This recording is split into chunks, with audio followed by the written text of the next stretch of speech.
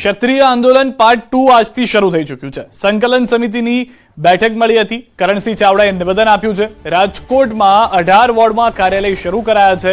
Booth committee પણ બનાવવામાં આવી છે। દરરોજ રાત્રિ સભાનું આયોજન કરવામાં આવે છે। ગામડાઓમાં પણ રાત્રિ સભા યોજાઈ રહી છે। તો હાલમાં જે પ્રમાણેનું ક્ષત્રિય સમાજ તરફથી વાત કરવામાં આવી હતી તે પ્રમાણેનું કાર્યક્રમ જે છે તે આપવામાં આવી રહ્યા છે। રાત્રિ સભાનું આયોજન 18 વોર્ડની અંદર કાર્યક્રમો આપવામાં આવશે। સાથે જ કાર્યાલયને પણ ખોલવામાં આવ્યા છે। મોડી રાત સુધી આ સંપર્ક વિધિ જે છે તે રાજકોટની અંદર જોવા મળશે।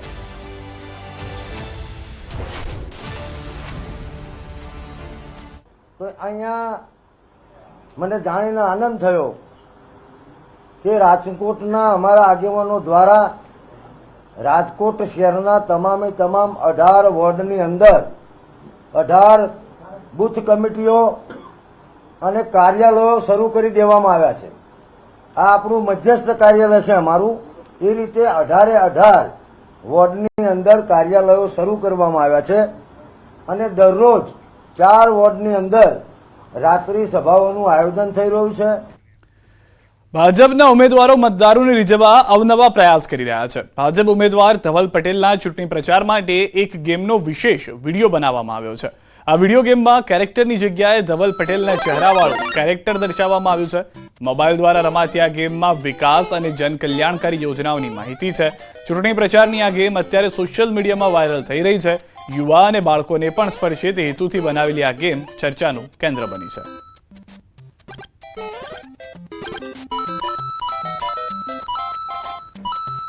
જે પહેલાં સુપર મારિયો કરીને ગેમ આવતી એવી રીતે હવે એક સુપર ધવલ કરીને ગેમ આવે છે।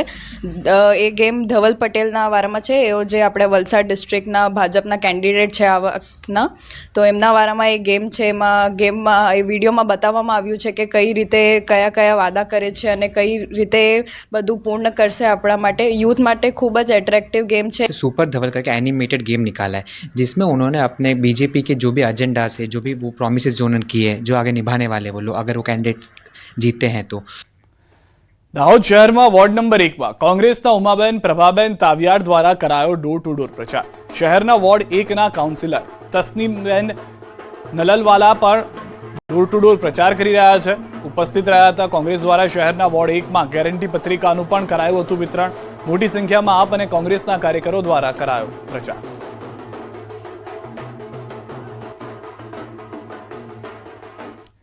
કોંગ્રેસ નેતાની વારસાગત ટેક્સની ભલામણથી છેડાયો છે વિવાદ। સેમ પિત્રોડાના નિવેદન પર ભાજપ નેતાઓના પ્રહાર। અમેરિકાને શિકાગોમાં આપ્યું હતું ચર્ચાસ્પદ નિવેદન। પિત્રોડાએ અમેરિકાના ટેક્સનું ઉદાહરણ આપ્યું હતું। સેમ પિત્રોડાના નિવેદન પર અમિત શાહના પ્રહાર। પિત્રોડાના નિવેદનને કોંગ્રેસનો ઇરાદો સ્પષ્ટ કરી દીધો છે। નિવેદન પર વિવાદ થતા સેમ પિત્રોડાએ પ્રતિક્રિયા આપી। મારી વાતને તોડી મરોડીને રજૂ કરવામાં આવી રહી છે। તો પિત્રોડાના નિવેદન પર પીએમ મોદીએ પણ પ્રહાર કર્યા છે।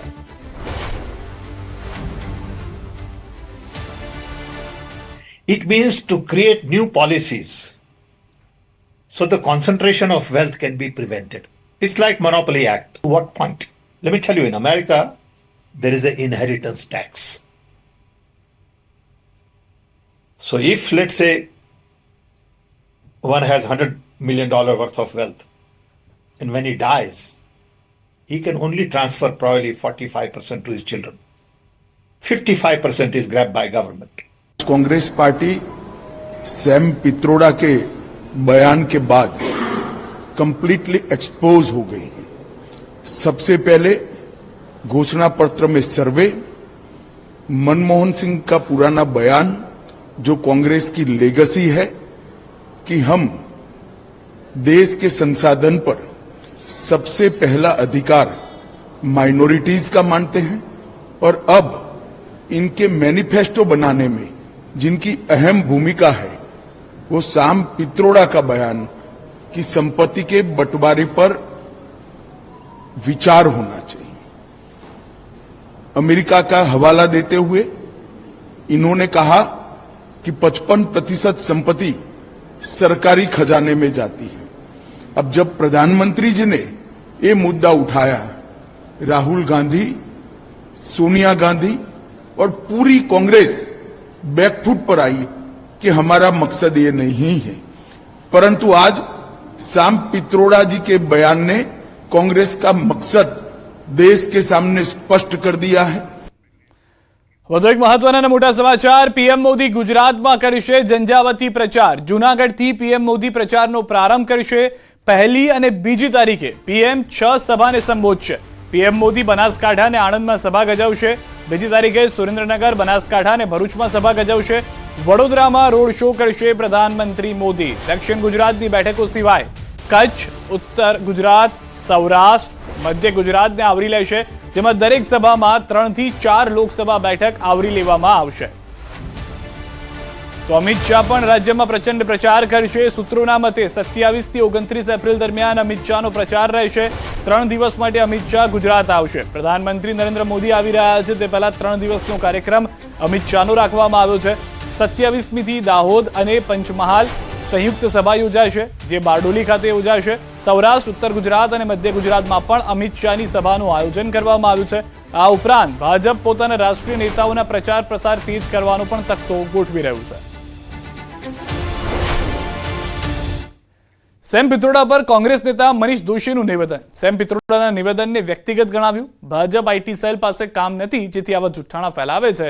ચૂંટણી પંચ સામે પણ મનીષ દોશીએ કર્યો આક્ષેપ. ચૂંટણી પંચ ભાજપની સહયોગી સંસ્થા તરીકે કામ કરે છે. કોંગ્રેસ અરજી કરે છતાં કેમ ચૂંટણી પંચ કાર્યવાહી નથી કરતું? સામ પિત્રોડાએ કરેલું નિવેદન એ કોઈ એમને ચેનલને આપેલા નિવેદનને જુદી રીતે રજૂ કર્યું તેવું ખુદ સામ પિત્રોડાએ પોતે પોતાના ખુલાસામાં કીધું છે. આ નિવેદન એમનું વ્યક્તિગત છે અને એમને જે વાત કરી છે એ જુદી જુદી વાતના કન્ટેન્ટમાંથી અમેરિકાના મોડેલ વિશેની વાત કરી છે. તો મનીષ દોશીના નિવેદન પર યજ્ઞેશ દવેનો પલટવાર. કોંગ્રેસ જોડે ચૂંટણી લડવા મુદ્દા નથી, ભૂતકાળના કામનું રિપોર્ટ કાર્ડ નથી, જનતા પાસે જવા કોંગ્રેસ મુદ્દા નથી શોધી શકતી. કોંગ્રેસ પાસે ભ્રામક વાતો સિવાય કંઈ નથી. કોંગ્રેસ હાર પાડી ગઈ છે. જે કોંગ્રેસ જોડે ચૂંટણી લડવાના કોઈ મુદ્દા નથી, જે કોંગ્રેસની જોડે ભૂતકાળમાં કરેલા કોઈ કાર્યો લઈ અથવા તો ભૂતકાળના પર કરેલા કોઈ સત્કાર્યોનું રિપોર્ટ કાર્ડ લઈ અને પ્રજાની પાસે જવાના મુદ્દા નથી અથવા તો ભવિષ્યનું કોઈ આયોજન નથી, એ કોંગ્રેસના નેતાઓ જોડે આ પ્રમાણેની ભ્રામક વાતો કર્યા સિવાય બીજી કોઈ જ વાત થવાની નથી. કારણ કે કોંગ્રેસ એ અત્યારે હતાશામાં છે, હાર ભાળી ગઈ છે. લોકસભા ચૂંટણીના મતદાન પૂર્વે કોંગ્રેસ પ્રદેશ અધ્યક્ષ શક્તિસિંહ ગોહિલના તંત્ર સામે ગંભીર આક્ષેપ. પોલીસ તંત્ર મતદાતાઓને ધમકાવતા હોવાના કર્યા આક્ષેપ. મતદાતાઓને ધમકાવતા તંત્ર સામે અવાજ ઉઠાવતા કોંગ્રેસ વોર રૂમનો સંપર્ક કરવા અપીલ કરાય. પોલીસ દબાણ કરે કે ધમકાવે તો ફોનમાં રેકોર્ડિંગ કરવા શક્તિસિંહની અપીલ. શક્તિસિંહ ગોહિલનું પોલીસ અને તંત્રને લઈ નિવેદન. તંત્ર ડરાવી રહી, ધમકાવે, સત્તાધારી પક્ષ તરફી મતદાન કરાવે, દબાણ કરે. મતદાતા પર દબાણ કરવામાં આવી રહ્યું હોવાની રજૂઆતો મારી પાસે આવી છે. પોલીસ કે તંત્ર મતદાન બાબતે ધમકાવે તો એ ગુનાહિત કૃત્ય છે. મતદાનને લઈને અને અપીલ કે મોબાઈલ ફોનમાં વિડીયો કે ઓડિયો લઈ લેવાની પણ શક્તિસિંહે વાત કરી છે. શક્તિસિંહ અપીલ કરતા કહ્યું કે જો તમને આવું કોઈ પણ કહે છે તો તેનો વિડીયો અથવા ઓડિયો ક્લિપ બનાવી લો અને કોંગ્રેસના વોર રૂમનો સંપર્ક કરો.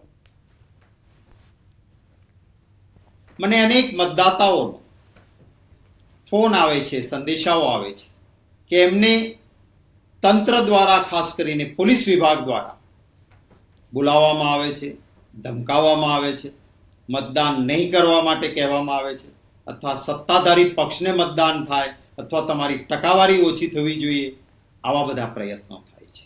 હું સૌને વિનંતી કરું છું કે પવિત્ર મતદાતાની ફરજ તરીકે આવું કોઈ પણ ક્યાંય આપણે અડચણ આવતી હોય તો હવે તો ફોનના રેકોર્ડિંગ થાય છે.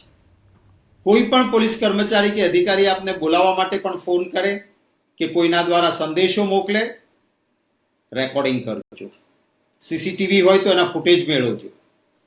જરૂર પડે કેમેરાને છુપી રીતે લઈ જઈને ક્યાંય પોલીસ સ્ટેશનમાં બોલાવે કે રૂબરૂ આપને મળવા આવે એનું રેકોર્ડિંગ કરજો.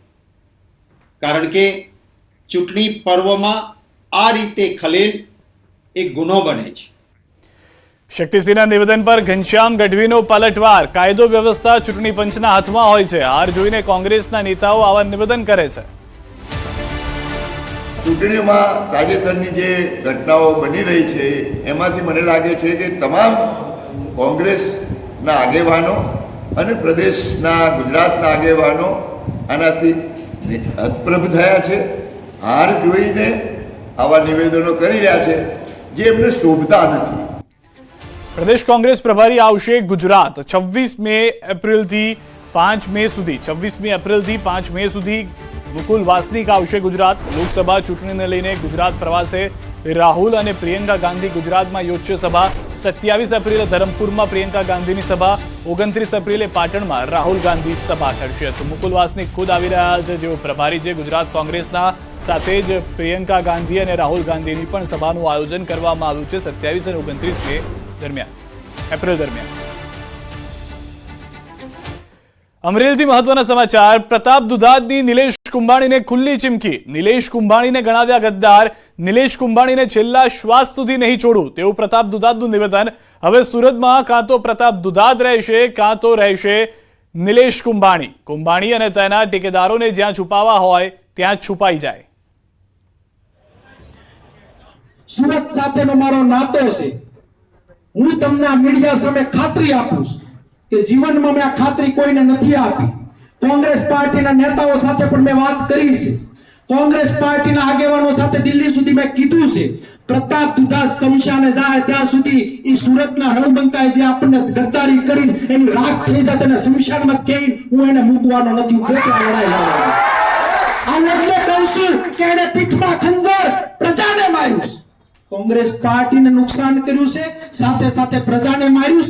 આ મીડિયા મારફત ઈ 3 ટેકેદારો, આ મીડિયા મારફત ઈ કોંગ્રેસનો ઉમેદવાર તમારે જ્યાં કોઠીમાં ભાજપની આડમાં હંતાવું ત્યાં હંતાઈ જાજો. 7 તારીખ પછી મારી લડાઈ ચાલુ થાય. સુરતમાં કા તમે રહો અને કા પ્રતાપ દુધાત રહે, તમને બતાવીશ કોંગ્રેસની ગદ્દારી કરવાથી પરિણામ શું આવે એ આવનાર દિવસોમાં હું તમને આવીને બતાવું. 7 તારીખ સુધી અહીંયા આવેલા બધા જ લોકો લડવાનું કામ કરે. મુખ્યમંત્રી ભૂપેન્દ્ર પટેલ ઝારખંડમાં ચૂંટણી પ્રચાર માટે પહોંચ્યા, જ્યાં તેઓએ લોહદરગાહના ભાજપ ઉમેદવાર સમીર ઉરાવની ઉમેદવારી નોંધાવવા સમયે હાજરી આપી. આ પહેલા તેઓએ રાંચીના બિરસા મુંડા એરપોર્ટ પર ગુજરાત સમાજ સાથે મુલાકાત કરી હતી.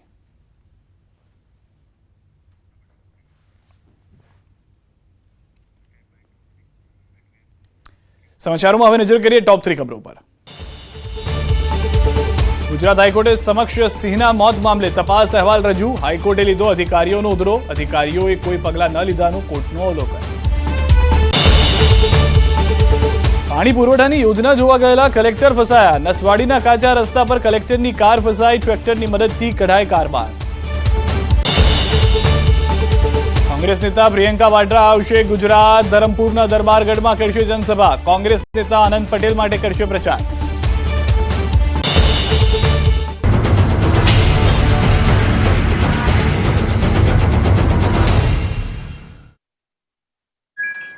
પણ સમાજની વચ્ચે જઈને જે વિષયો મૂકેલા છે આપ બધા જાણો છો.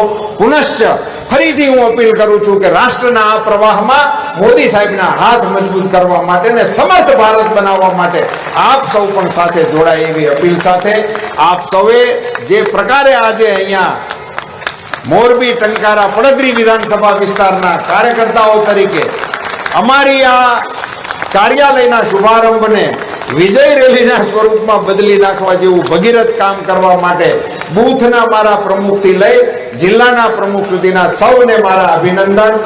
નમસ્કાર, આપ જોઈ રહ્યા છો ગુજરાતની number 1 news channel news 18 Gujarati. આપણું ગુજરાત સાથે હું છું સિદ્ધાર્થ ધોળકિયા. ગરમી ફરી ગિયર બદલશે. હવામાન વિભાગે આગાહી કરી કે આગામી દિવસોમાં તાપમાન વધશે. કાળઝાળ ગરમીમાં તપવા તૈયાર રહેજો. ગરમીને લઈ હવામાન વિભાગની મોટી આગાહી. 2 થી 3 ડિગ્રી તાપમાન વધી શકે છે. ગુજરાતમાં હાલ ઉત્તર પશ્ચિમની દિશામાં હવા ફૂંકાઈ રહી છે.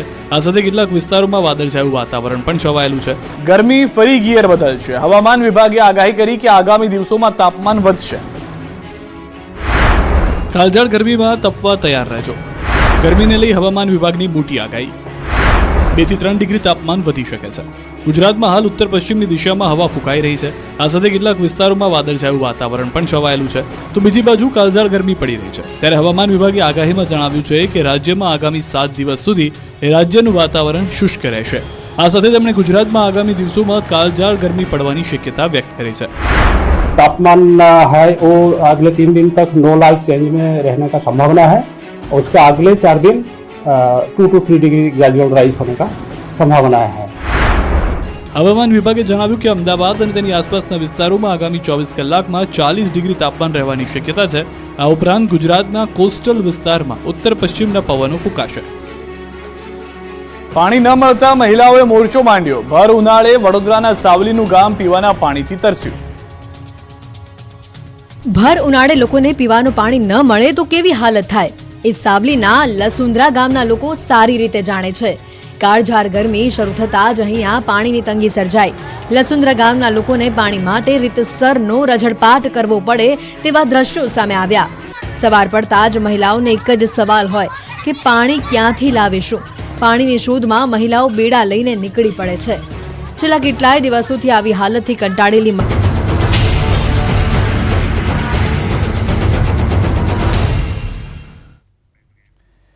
વિરમબાદ આપનું સ્વાગત છે. લોકસભાની ચૂંટણીના આડે હવે ગણતરીના દિવસો બચ્યા હોવાથી રાજકીય પાર્ટીઓ દ્વારા પ્રચાર પ્રસાર અને બેઠકોનો દોર ચાલી રહ્યો છે. ભાજપના પ્રદેશ પ્રમુખ CR પાટીલે પોરબંદરમાં કાર્યકરો સાથે મુલાકાત કરી. પોરબંદર લોકસભા બેઠકના ભાજપના આગેવાનો સાથે ચૂંટણીલક્ષી મહત્વની બેઠક યોજી હતી. આ બેઠકમાં CR પાટીલે ભાજપ આગેવાનોને સંબોધન કર્યું હતું અને ત્યારબાદ આ બેઠક પૂર્ણ કર્યા બાદ પોરબંદર એરપોર્ટ ખાતેથી ભરૂચ કાર્યકર્તા સંમેલન માટે રવાના થયા હતા. આ તરફ રાજસ્થાનની હિન્દી હાઈસ્કૂલને DEOએ ફટકારી છે નોટિસ. DEO કચેરી હાજર રહીને ખુલાસો કરવા આદેશ આપ્યો છે. ધોરણ 9માં પ્રવેશ ન આપતા વાલીઓ પહોંચ્યા હતા શાળાએ. સ્કૂલની મનમાની સામે DEOની લાલ આંખ. સ્કૂલ દ્વારા ધોરણ 8 પછી ધોરણ 9માં પ્રવેશ ન આપતા વાલીઓએ કરી હતી અપીલ.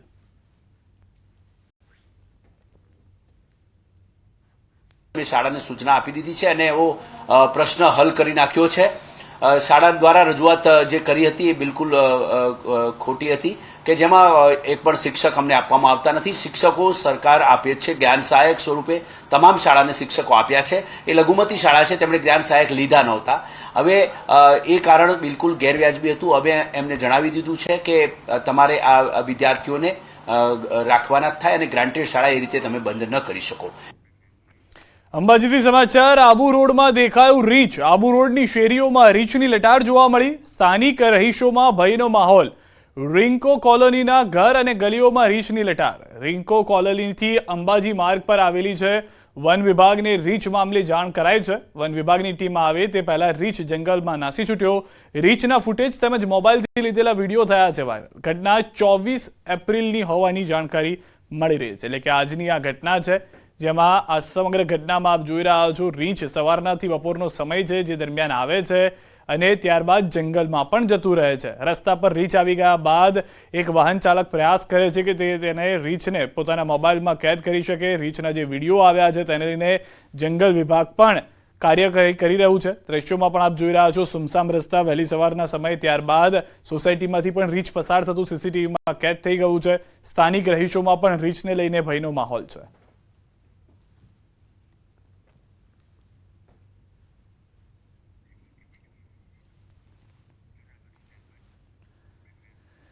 જૂનાગઢ ઇકો સેન્સિટિવ ઝોનના ગિરનાર અને ભવનાથ ક્ષેત્રમાં પ્લાસ્ટિક જતું અટકાવવા માટે ચેકપોસ્ટ તૈયાર કરવામાં આવી છે. ઇકો સેન્સિટિવ ઝોનના ભવનાથ ક્ષેત્ર અને ગિરનાર પર્વત પર પ્રદૂષણનો ફેલાવો અને પર્યાવરણ, જીવજંતુ, પ્રાણી, પક્ષીઓને કોઈપણ પ્રકારનું નુકસાન ન પહોંચે તેવા હેતુથી પ્લાસ્ટિક પર પ્રતિબંધ લગાવવામાં આવ્યો છે, જેને લઈ જિલ્લા વહીવટીતંત્ર, મહાનગરપાલિકા, વન વિભાગ અને જૂનાગઢ પોલીસના સંયુક્ત ઉપક્રમે ચેકપોસ્ટ કાર્યરત કરવામાં આવે છે. ચેકપોસ્ટ જે બનાવી છે આ પ્લાસ્ટિક મુક્ત ગિરનાર છે એનો કોઈ વિરોધ અમે સાધુ સંતો કે કોઈ પર્યાવરણવાદી કે કોઈ યાત્રાળુઓ કોઈ નથી કરતા. એ તો ગિરનાર છે પ્લાસ્ટિક મુક્ત જ હોવો જોઈએ. હાઈકોર્ટની વારંવાર ટકોર થાય છે કે ભવનાથમાં વન ટાઈમ યુઝ પ્લાસ્ટિકનો ખૂબ ઉપયોગ થાય છે, જેને કારણે પર્યાવરણને નુકસાન થાય છે અને ગંદકી ફેલાય છે. હાઈકોર્ટના હુકમ બાદ વધારે કાર્યવાહી કરવા માટે કે જ્યાં ભવનાથ ક્ષેત્રમાં પ્લાસ્ટિક ન પ્રવેશે એ માટે થઈ અશોકના શિલાલેખ આગળ ચેકપોસ્ટ કરવામાં આવી છે કે જેથી ચેકિંગ કરી અને અંદર જાતું પ્લાસ્ટિકને રોકી શકાય. એ માટેની કાર્યવાહી મનપા, જંગલ ખાતું અને કલેક્ટરશ્રીની અને પોલીસ ખાતું આમ 4 ડિપાર્ટમેન્ટની સંયુક્ત કાર્યવાહી થઈ રહી છે. અમદાવાદ શહેરમાં ગુનેગારો બન્યા છે બેફામ. એક જ દિવસમાં હત્યાની 2 ઘટના બની. દાણી લીમડા અને નવરંગપુરા વિસ્તારમાં હત્યા થઈ. આશ્રમ રોડ સિટી ગોલ્ડ પાસે 38 વર્ષના રિક્ષા ચાલકની સગીરે હત્યા કરી. રોડ પર જાહેરમાં છરી મારીને રિક્ષા ચાલકની હત્યા નિપજાવવામાં આવી. આઈસ્ક્રીમ પાર્લરમાં બોલાચાલી કરતા સગીરને અટકાવવા જતા સગીર ઉશ્કેરાયો. રિક્ષા ચાલક પર છરીથી હુમલો કરી હત્યા નિપજાવી. રોડ પર લાગેલા સીસીટીવીમાં થઈ કેદ હત્યાની ઘટના. પોલીસે આરોપી સગીરની કરી અટકાયત.